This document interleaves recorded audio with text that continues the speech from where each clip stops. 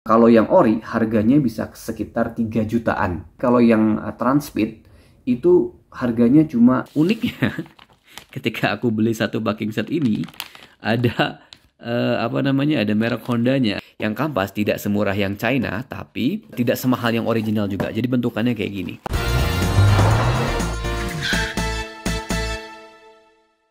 Assalamualaikum warahmatullahi wabarakatuh.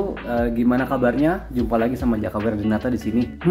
Hal yang banyak ditakutin sama orang yang melihara mobil Matic ini kejadian sama gua sekarang. Bukan yang pertama kali, ini adalah kali kedua. Maaf, ada kucing. Ini adalah kali kedua gua bermasalah sama Matic. Yang pertama itu 5 tahun yang lalu waktu pertama ngangkat, dan gejala umum ketika Matic rusak kayak misalnya perpindahan giginya nggak smooth. Udah gitu ada indikator D-nya ngedip, sudah mulai slip. Nah, kenapa harus cepat-cepat ketika udah mulai slip ini langsung dikerjain atau diturunin Matic-nya adalah karena kita nggak mau kejadian ini terjadi saat kita misalnya di tol. Ketika harus di towing udah pasti budgetnya bengkak. Sayang banget budgetnya bisa dipakai buat beli part yang dibutuhin ketika mau turun Matic. Sebenarnya part yang harus diganti ketika lo mau turun Matic cuma ada 3. Yang pertama itu backing set, yang kedua itu kampas kopling, dan yang ketiga itu filter Matic. Filter Matic ini tergantung Honda Stream lo yang 2000 atau yang 1700. 1700 masih bisa dibersihin. Tapi kalau 2000 karena bahannya Dacron, dia harus bener-bener diganti. Tingkatan kualitasnya juga macam-macam nih dia yang ada di pasaran. Ada yang ori, ada yang KW, atau untuk nggak yang nyebut KW kita nyebutnya aftermarket lah ya. Aftermarket juga nih tingkatannya beda-beda. Ada yang KW 1, 2, 3, 4, 5 sampai KW super. Nah, waktu 5 tahun yang lalu aku makainya yang Cina punya, mereknya Transpeed.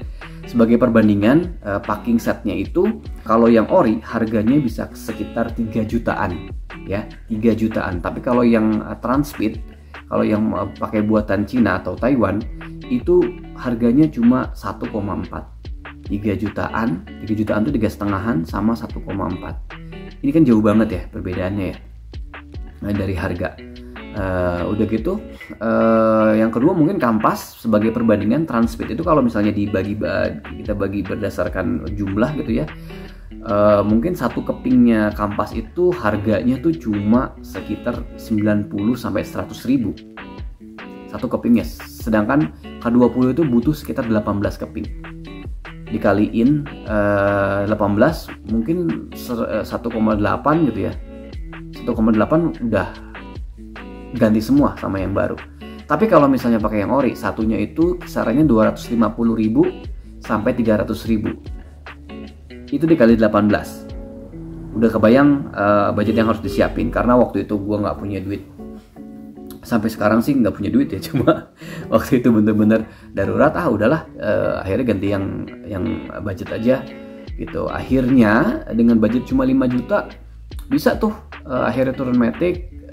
Udah gitu udah sama jasanya, udah sama olinya, udah gitu enak tuh dibawa. Umurnya berapa tahun? Ini yang paling ngebedain ya. Umurnya cuma 5 tahun. Coba bukan cuma ya, untuk 5 jutaan tahan 5 tahun untuk parts China tuh kayak udah lumayan banget. Beberapa orang tahannya cuma 3 tahun, ada yang 4 tahun. Di aku sih 5 tahun. Mungkin berpengaruh sama cara pemasangan, udah gitu ada juga berpengaruh sama gaya berkendara si drivernya ketika ngebawa si mobil Matic ini, yang bisa mengakibatkan dia lebih prematur rusaknya atau memang lebih panjang masa usia pakainya. Karena kita udah tahu ada yang mahal banget, ada yang murah banget. Nah, yang murah banget kan udah nih. Sekarang kita mau coba yang di tengah-tengah. Kita mau coba sebenarnya bisa nggak sih turun Matic dengan parts yang berkualitas tapi budgetnya nggak terlalu tinggi. Nah, ini pasti ditunggu-tunggu banget sama teman-teman di rumah. Nah, hari ini saya bakal spill semua pengeluaran dan budget yang dipakai untuk untuk pakai produk-produk yang dibutuhkan untuk ganti Matic atau turun Matic. Nah, di depan saya udah ada 2 spare part yang digunakan dan wajib diganti ketika mau turun Matic. Kampas ini dibikin secara OEM sama perusahaan namanya FCC. Nah, ini ada apa namanya? Ada perusahaannya namanya FCC. FCC ini kalau yang manual mungkin udah banyak yang pakai ya, FCC ya. Yang kedua ada merek namanya ARX. Nah, ARX ini tulisannya ARX Japan Rubber Seal.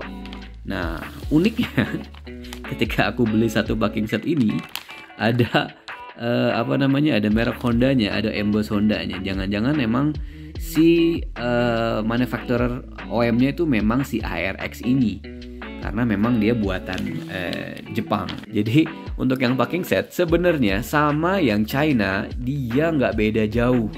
Kalau aslinya 3 jutaan, ini saya beli cuma 1,5.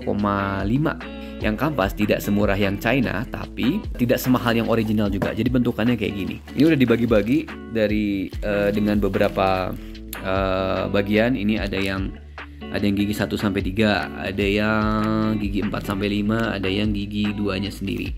Kalau misalnya dilihat, dia belinya satu-satu per piece. Nah, ini ada 18 piece secara total. Harganya satu piece-nya kalau yang ori 300, kalau yang China itu sekitar 100.000. Ini tengah-tengahnya harganya sekitar 150 ribuan.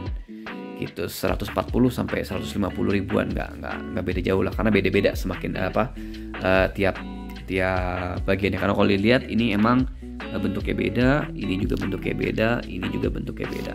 Jadi emang harganya beda-beda nih di antara ketiganya. Tapi secara rata-rata harganya 150 ribuan. Jadi memang bener-bener ini di tengah-tengah banget. Nah, ini di tengah-tengah harganya secara price point. Kalau menurut saya ini yang paling worth it untuk dibeli saat ini. Next kita akan beli satu parts lagi yang belum saya dapat, yaitu filter Matic. Langsung aja kita meluncur ke Sinar Jaya Motor di Cipete Kolong. Nah, udah sama Mas Ajat nih. Hebat banget dia bisa nyari-nyari spare part yang dibutuhin di tumpukan-tumpukan ini. Ori ya Mas ini Mas? Dijamin ya?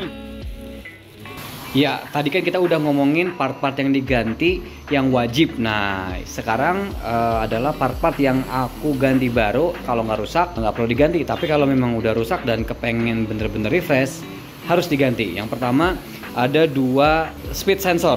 Speed sensor ini berbeda sama speed sensor yang ada di speedometer ya. Ini speed sensor yang nyambungnya ke Matic, ada 2 piece. Yang kedua ada 2 solenoid. Ini adalah solenoid A yang kepalanya 1, ini adalah solenoid B yang kepalanya 2. Nah, ini biasanya memang jadi masalah di mobil-mobil Matic yang udah agak berumur. Nah, untuk barangnya sendiri ini bener-bener baru. Aku beli yang gres, yang ini adalah lelangan. Jadi walaupun sama-sama baru, tapi karena kondisinya yang ini lelangan jadi nggak terlalu bagus. Tuh, walaupun ya sebenarnya sih untuk ukuran barang lelangan ya ini masih lumayan mulus. Hati-hati juga, ada beberapa yang jual ini tapi barangnya barang China. Ada namanya, ada keihinnya, ada pembuatannya. Sama ini juga tandanya juga ada di beberapa bagian. Kayak pertama di sini ada grafiran Denso-nya kelihatan ya. Nah, ada grafiran Denso-nya di sini. Yang biasanya yang China itu nggak ada. 5 tahun lalu nggak saya ganti karena saya nggak ngerti. Yang gini-gini bisa diganti gitu. Terus yang terakhir ada switch pressure oli. Ini ada 2. Sebenarnya barangnya ini yang satu hijau, yang satu biru. Cuma yang biru itu susah banget nyarinya. Jadi nggak apa-apa. Sebenarnya ini barangnya sama aja. Kalian bisa ganti dua-duanya pakai yang warna hijau, tapi soketnya harus dirubah gitu. Jadi untuk kelancaran, keawetan part-part ini nanti bakal saya pasang di mobil atau di transmisi yang bakal di overhaul ini. Kayaknya sekian dulu nih vlog saya hari ini. Saya bakal biarin Mas Mausul bekerja bersama timnya. Moga-moga video ini bisa ngebantu kalian yang lagi punya masalah sama Matic atau pengen nge-refresh Matic-nya. Jangan nunggu sampai rusak banget, karena kalau udah sampai rusak di jalan tol atau harus sampai di towing yang makan biaya sangat mahal, sayang uangnya. Mendingan dipakai buat beli parts untuk ngebagusin transmisi kalian lagi. Semoga tapi mobil kalian Matic-nya sehat-sehat terus, nggak ada rusak-rusak. Saya pengen semuanya yang nonton ini sehat-sehat semua, mobilnya juga sehat-sehat semua. Terima kasih udah nonton. Assalamualaikum warahmatullahi wabarakatuh.